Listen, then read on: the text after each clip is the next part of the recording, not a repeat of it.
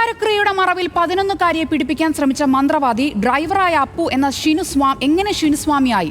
മന്ത്രവാദത്തിലേക്കുള്ള ഷിനുവിന്റെ പരിവർത്തനം വളരെ വേഗത്തിലായിരുന്നു. മയ്യനാടും ലക്ഷങ്ങൾ തട്ടിയെടുത്ത ശേഷം ഷിനു നാടുവിടുകയായിരുന്നുവെന്ന് അന്ന് ഒപ്പമുണ്ടായിരുന്ന ട്രാൻസ്ജെൻഡർ യുവതിയുടെ വെളിപ്പെടുത്തൽ.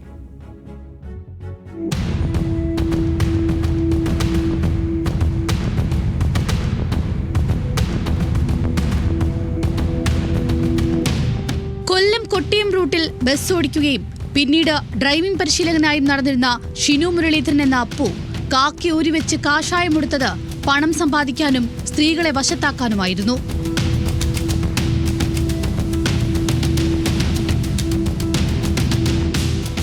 ആദ്യ ഭാര്യയുമായി വിവാഹബന്ധം വേർപെടുത്തിയ ശേഷം അപ്പു എന്ന ഷിനുവിനുണ്ടായത് വഴിവിട്ട ബന്ധങ്ങൾ.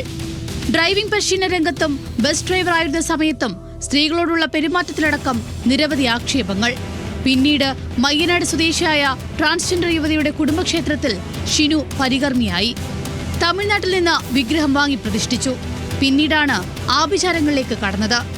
ആടുമാടുകളെയടക്കം ഇവിടെ കുരുതി ചെയ്തു. ആ രക്തക്കറ തന്റെ ശരീരത്തിൽ ഷിനു ഒഴിക്കുമായിരുന്നുവെന്നും യുവതി പറയുന്നു.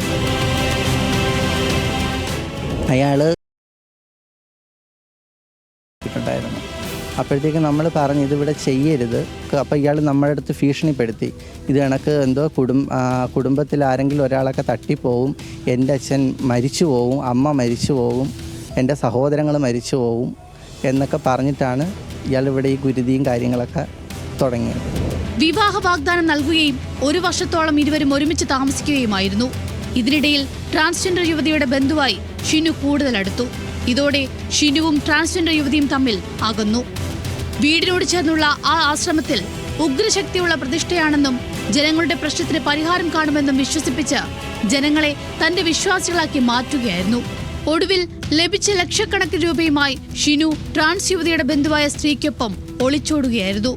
തന്നെ ഷിനു ചതിച്ചുവെന്ന് ചൂണ്ടിക്കാട്ടി ട്രാൻസ് യുവതി പോലീസിലടക്കം പരാതി നൽകിയിരുന്നു. പിന്നാലെയാണ് ഇയാൾ സ്വന്തമായി കൊല്ലത്തെ നഗരഹൃദയത്തിൽ ജ്യോതിശാലയം എന്ന പേരിൽ തട്ടിപ്പ് ആരംഭിച്ചത്. ലക്ഷങ്ങളായിരുന്നു ഇവിടെയും ഇയാളുടെ വരുമാനം.